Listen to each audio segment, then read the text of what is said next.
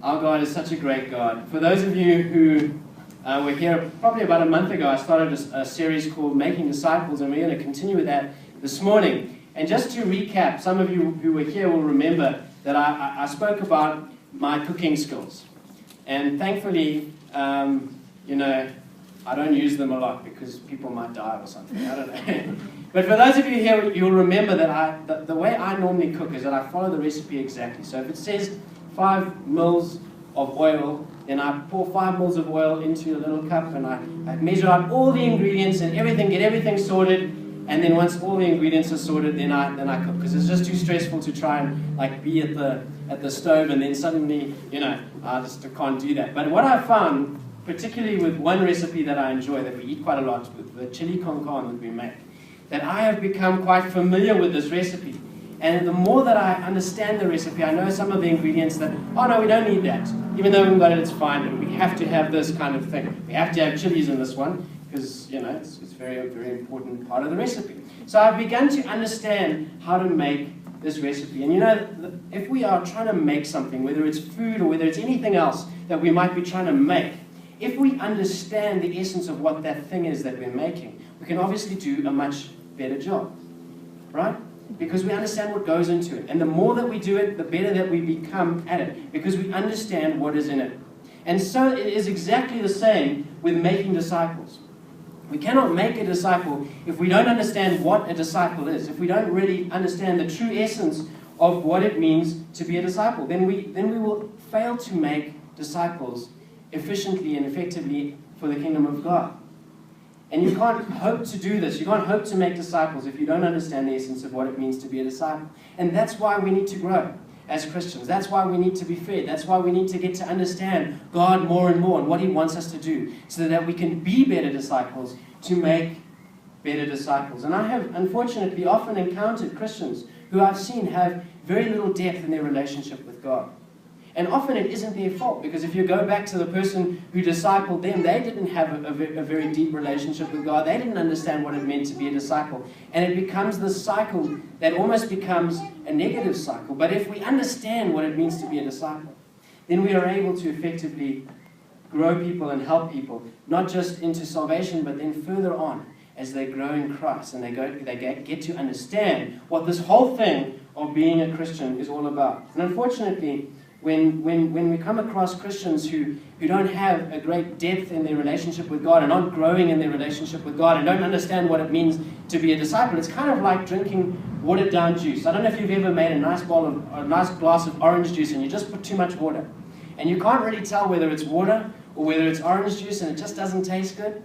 And unfortunately, when we're not growing, when we're not being discipled, we don't taste good in the church. We cause division and disunity. We don't taste good to the world. Some people have even gone as far to say, I would be a Christian if it weren't for the Christians. That was a famous quote of a person who said, you know what, I would actually be a Christian if it weren't for the Christians. Why? Because we've got too many watered down disciples in the church today, in the church in general. And so we need to understand what it means to be a disciple. This is such an important thing. And so I'm taking us on this journey over the next little while. It's a really exciting journey to actually see how the disciples became disciples and how they grew and how they learned from their experiences from Jesus. And it's kind of like we're walking with them and saying, what happened in your walk with Christ? We want to apply that in our walk with Christ. So today I want to speak about a growing faith. Part of what it means, part of the essence of what it means to be a disciple, is that we have not only faith, but a faith that is constantly growing. We talk about faith often, but a growing faith is very, very important. And this is what the disciples learned as they had yet another encounter with Christ. And we're going to read about it now, this time in the Gospel of Mark in chapter 4.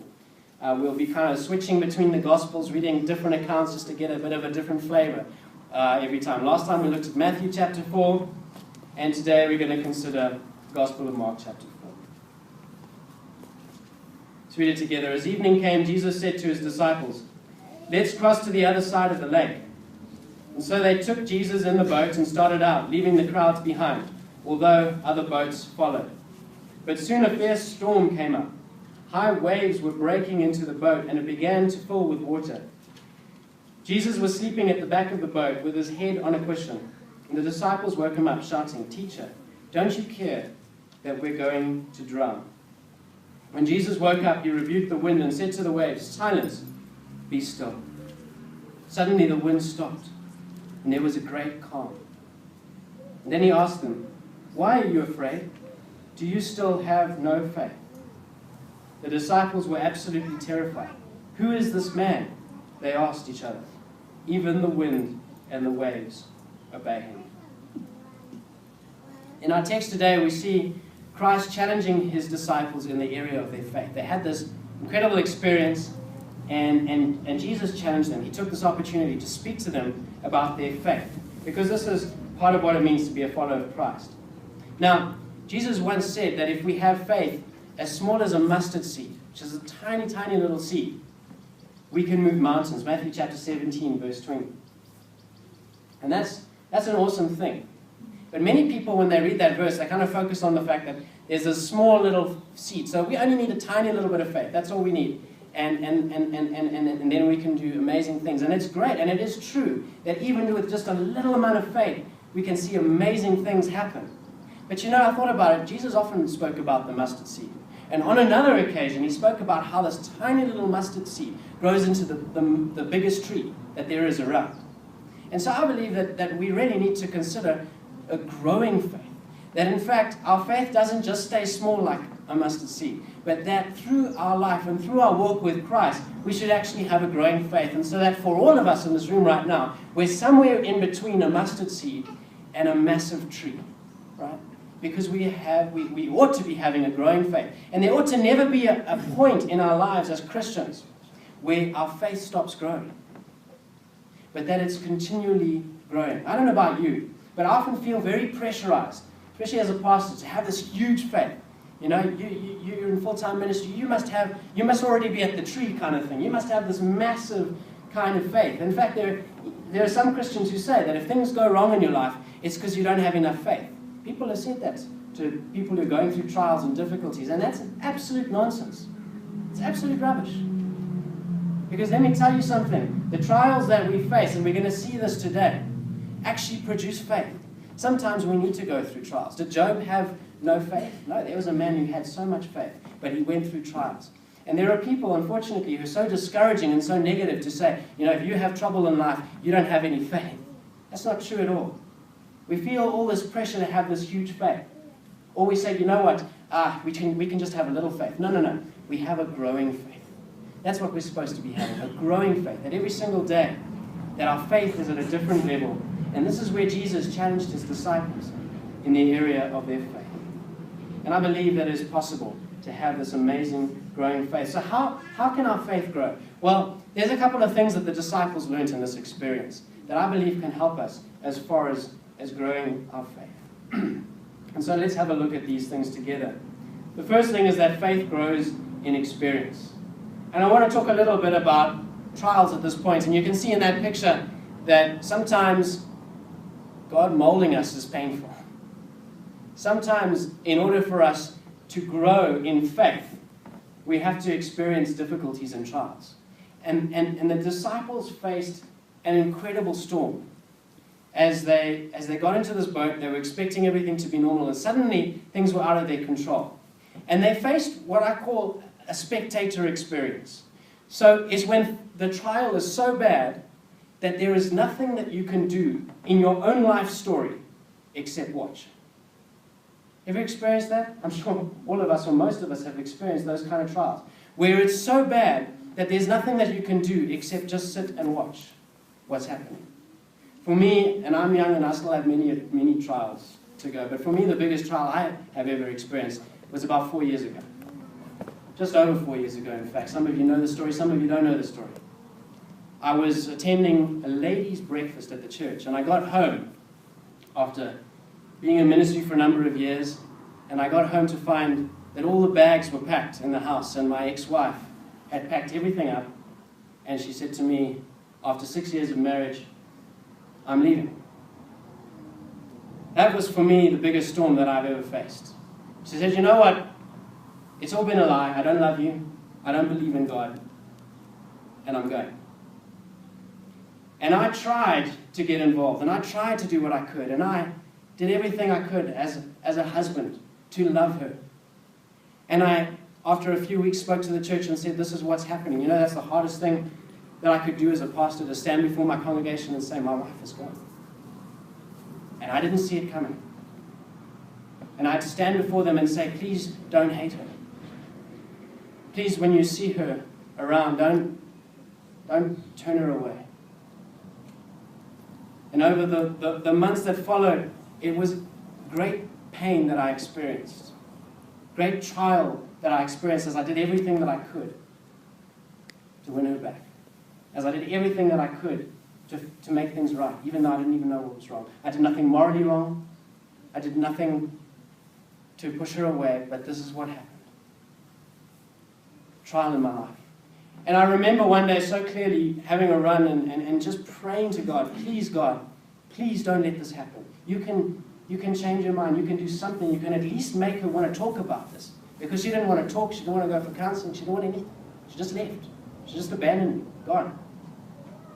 Please, can't you do something to change the circumstance? And I became a spectator in my own life. I could do nothing. And nothing changed. I couldn't stop what was happening. I discovered that even legally I couldn't stop in this country. I couldn't do a thing. It's amazing how loose marriage is considered in the law in our country. And so I watched as everything was taken from me. My closest companion, my life. I felt that I had to resign my job, my ministry. Financially, I lost most of what we had. It was all just taken, one thing at a time, month after month after month. Couldn't sleep. This was the trial. This was the storm in my life. And it was hard. And it's still hard to talk about. And as I asked Alice to pray for me as we came to church this morning, I said, I battle to speak about this. I really do. But you know, one thing I realized in that time is that in these trials, in the hardest times of your life, God is there. And that there's something amazingly special about trusting God when you can't do anything about it yourself. There's something incredibly special about learning what it means to have faith in this kind of a trial. And let me tell you something, the storm that the disciples faced on this day wasn't just a storm. It was a fierce storm. The Greek word here is megas, where we get the word mega, but the Greek word is better, megas. It was a massive storm. This is how I would describe my experience, because the word literally means exceedingly great. It's used to emphasize something that is the biggest, the strongest, the largest. When the disciples went through this storm, they said, we have never seen anything like this. And sometimes when we go through hardships, we say, you know what, I've never seen anything like this. I can't imagine anything worse. The waves were breaking into the boat. It was beginning to fill with water. You can imagine what it must have felt to just watch the boat fill with water and know this is it. To be a spectator in your own life. And they cried out and they, what's going on? And they even said, why aren't you helping me? And I remember that for myself, saying, God, why? Why aren't you helping me? Why aren't you changing this? God had his own plan. The disciples faced the storm of their lives. It wasn't the kind of experience they would ever like to repeat, but you can be sure that their faith grew as a result. So that the next time they faced a storm, it was different.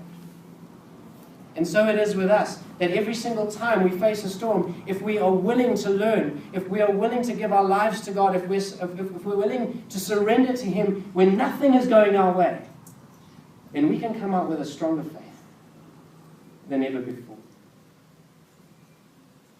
They turned to Jesus in the storm. He revealed His power and His strength to them in a miraculous way. And you know what? When God comes through, and this was my experience too, you cannot believe, you'll never forget how Jesus was with you through that storm. You'll never forget it. You'll never forget how He helped you. You'll never forget how He did amazing things. Might not have been your things, but it was amazing things. Those things stick with us. We grow in our faith through experience. And none of us want to go through these experiences. But in a weird kind of way, can we not praise God for the storms of life? Maybe not when we're in it. Give us that. Because I didn't. I stuck true to God, and I said to the congregation, you know what, no matter what, I'm not giving up on God. But there were times when I couldn't praise God. I battled. But we can praise and give thanks to God for how He sees us through the storms of life and the faith that He builds in us through experience. So don't bash the bad experiences of your life.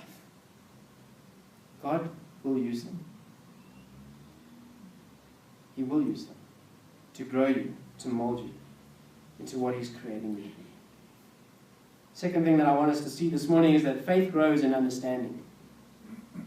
This is very, very important. And it links very closely to the experience. Because if we don't grow in our understanding of who God is, the experiences can be a disaster. And I've seen it so many times.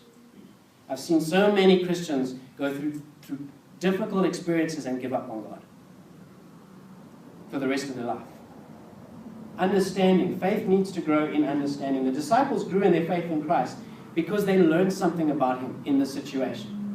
They learned that Jesus, who is God, was in control of the wind and rain and sea. They learned that. I mean, this is the guy who created the wind and the rain and the sea, right? So they learned something amazing about Jesus. They learned something amazing about God. They grew in their understanding of who He is. They also learned that despite the fact that they said, why don't you care? That's our standard response, by the way, when we go through trial. God, why don't you care about what I'm going through?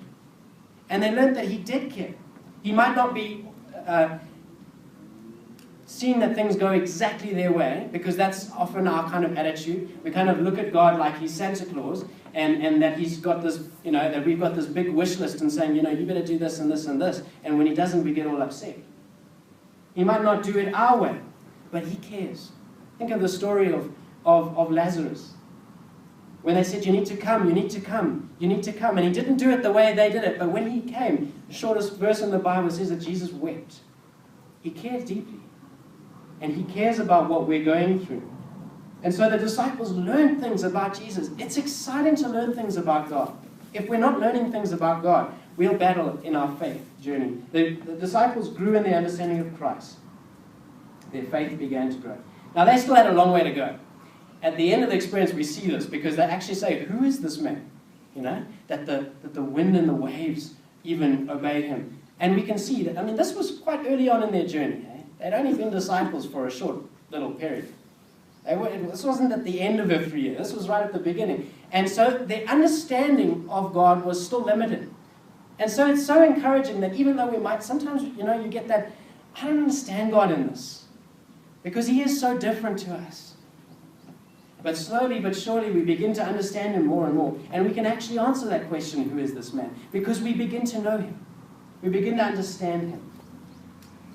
In the week, I asked the worship team to just think about the reasons why we trust God.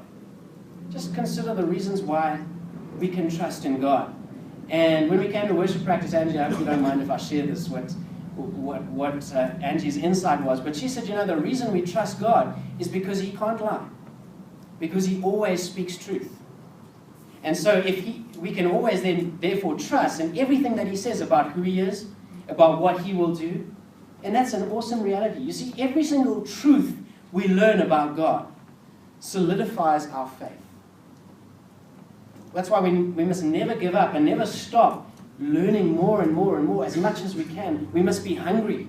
As the deer pants for the water, we must long for more of God. Long for a deeper understanding of who God is, so that when the trial comes and when the difficulty comes, we can say, you know what, I know this about God, and no matter what I'm going through, it will not change. Because He does not change. The more we understand about Him, the stronger our faith will be. A little while ago, Alex and I started watching the series Downton Abbey. I don't know how many of you guys have watched that series. We were way behind because it started longer, so we started a couple of months ago at episode 1. And one of the things that happened in the first season, on episode 1, is that they get electricity. for the first time. I think it's 1912. And the grandmother is very worried about this electricity. And in fact, some of the other characters too. They're very worried about this electricity. They don't know what is going on. Why do we need electricity? This is crazy. Who ever heard of having electricity in the kitchen, for goodness sake? Kind of thing. And then in I think one of the other seasons, the telephone then comes in. And again, people are like, what's going on with this telephone? And we don't trust this contraption here. But you see that the more they understand about the telephone, the more they understand about how it works, the more they begin to trust it. They begin to say, this isn't such a bad thing and we can trust it. And it's exactly the same with God. You can't expect someone who doesn't understand God or know God to really be able to trust Him fully. But as we grow and this is why discipleship is key.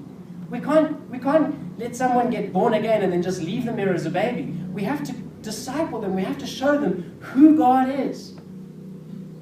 Because otherwise, when the storm hits, the house falls flat on the sand.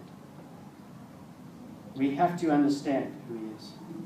And I believe that we benefit so much more from those storms and those difficulties when our understanding of God is strong. We're far less likely to abandon our faith in a moment of triumph as we stand firm on the rock of our salvation. Finally, this morning, I want to share with you that faith grows in reflection.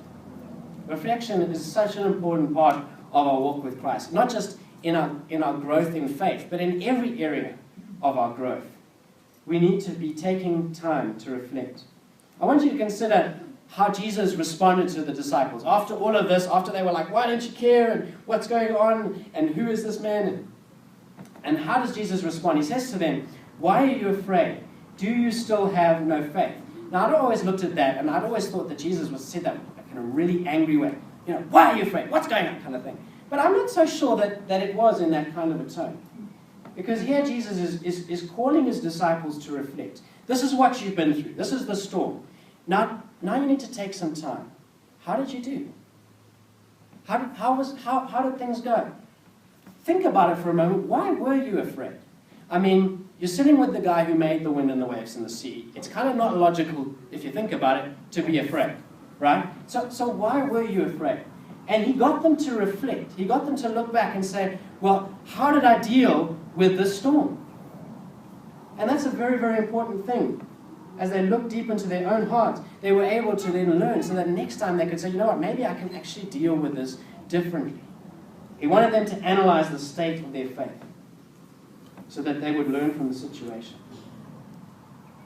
Because faith grows in reflection. I want to ask for a little bit of honesty this morning. I want to ask you guys a question, and we'll do like a little bit of a response kind of thing. I want to ask you, how long you spend in front of the mirror every day? All right. So I don't know how honest we're going to be, but I will start off at 5 minutes. Who would say a total of 5 minutes in the day? Any hands? Okay, 10 minutes? Okay, Hugo was 5. All right, 10 minutes? 10 minutes? Going once? Okay, 20 minutes? 20 minutes? 15. 15 minutes. 15. Anybody got 25? 30 minutes? Oh, the real honest ones are coming out. We spend, it's not a bad thing. We've got to fix our hair and make sure that we don't look funny and make sure that the collar's down. Actually, last week my collar was up the whole time. We've got to make sure that we're looking presentable. But when you think about it, we spend quite a deal of time looking at our reflection physically. How much time do we actually reflect spiritually? How much time do we look and say, how am I doing? And this morning I'm talking about faith. So how am I doing in my faith? I want to give you an opportunity this morning. I asked you to bring a notebook and a pen. And it's a good thing to bring a notebook and a pen anyway to church and just take notes and see because we forget sometimes what God has said to us. But I want to give us an opportunity this morning to reflect. Because I think it's a great thing to do. And I'm hoping that it'll actually be a little bit of a tool that we can use. I'm going to ask you a number of questions. You're not going to answer out loud. You're just going to write down the questions. And the questions are actually key. Because I'm hoping that you'll be able to take these questions as a sort of a framework to reflect in the future. To say, these are we can ask these questions and say, how did I do in that circumstance? All right? And you might find that you've got even better questions than what I've come up with. So you can modify this. This is not copyrighted. Please modify it. Please think of different questions. But it would be really great. You could even print them out and have a whole bunch of them so that every once in a while you take, well, how did I do? How did I deal with this situation? So the first thing that I want us to look at, and the first question that I want us to jot down was, what was the experience? I want us to maybe reflect this morning on a struggle or on a trial that you faced recently. It doesn't have to be something of the nature that I've shared this morning. It doesn't have to be a life-changing kind of thing. It might just be that you had an argument with somebody, because that kind of happens to most of us, but quite often. All right? It might just be that you had a really bad day, you know, whatever. But I'm sure all of us can at least think of one trial that we faced this week. So just take a moment and what was the experience that you faced?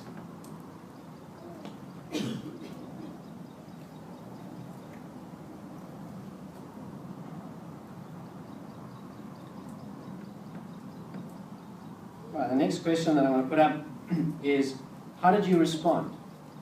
So, were you really angry? Did you say something to someone that maybe you shouldn't have because you were going through the trial? How did you respond to that circumstance?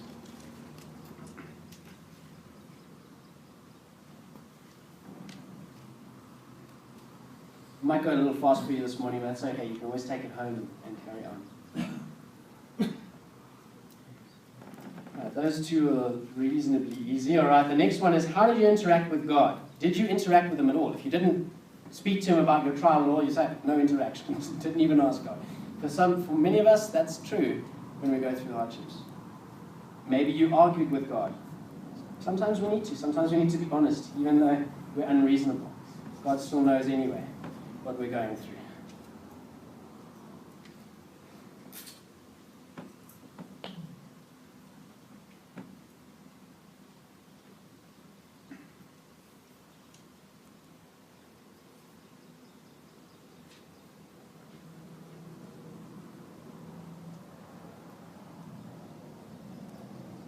The next question, this might take a little bit more time, so I'll give you a bit more time. How could you have trusted Him more? Maybe in some practical ways. What are some of the things you could have done just to put yourself in a place where you were closer to Him? You could have trusted Him more in that circumstance.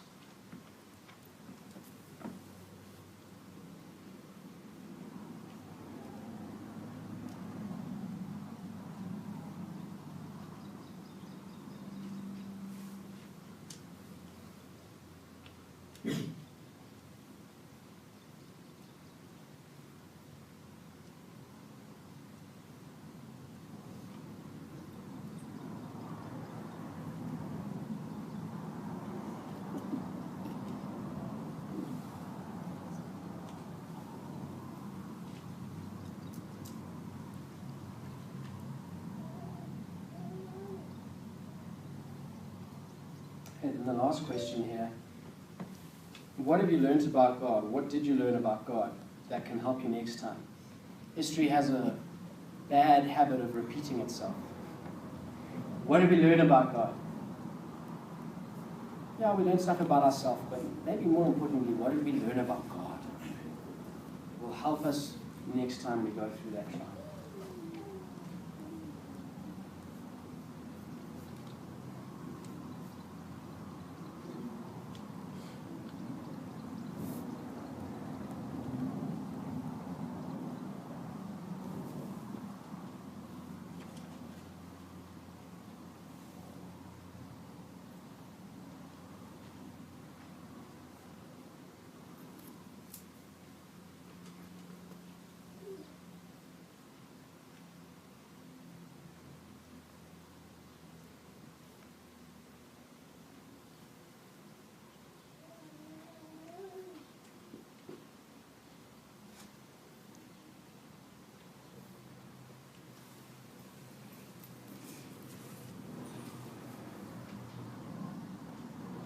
We don't take the time to reflect. we often miss out on what God has taught us in the storms.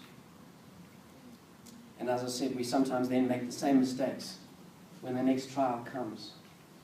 We need to grow in our faith in reflection. We need to make the most of what we've learned so that we can be stronger in our relationship with Christ. And sometimes reflection is encouraging. Sometimes we look back on our trial and we're like, wow, I'm so thankful that I was able to trust God through that. I'm so thankful that I was able to hold on to his hand through that, and that I was able to respond in wisdom and in kindness to the people around me. But sometimes the time of reflection is not easy for Jesus. He said, why do you still have no faith? It was kind of harsh for the disciples. It was kind of hard for them. And they might have been discouraged by Jesus' question, but sometimes we need the encouragement. Sometimes we need a kick in the pants. Sometimes we need a reminder that, listen, you're saying you're okay with your mustard seed faith, but you need to be growing. You need to be having a faith that's growing. I don't care where it is. I don't care where you are in the journey, as long as it's growing. As long as you're getting closer to God. As long as you're trusting him more today than you were yesterday. That's really what counts. We would have a faith that is continuously growing in our walk with him. Whatever the state of your faith is today, whatever the results have been from your time of reflection, remember that your faith can and should grow. And God will take what you have, and I believe he'll multiply it for his glory. And you will look back in years to come and you say, wow, when I look back at where I've come from, I can't believe it, how easy it is for me to trust God when things go wrong. I can't believe how easy it is for me to trust God when things are going right as well, because that's also important too. So don't give up. Don't say, well, I only got a little bit of faith. I'm not like these other people. Don't give up. Don't ever get to the place where you say, I've got enough faith. No, I'm good. I'm close enough to the tree. Don't ever get to that point either. You can always do with a little bit more faith. Hebrews 11 verse 6, I'll close with this, says, and without faith, it is impossible to please God. I believe that a disciple of Christ can please God through faith more and more every single day.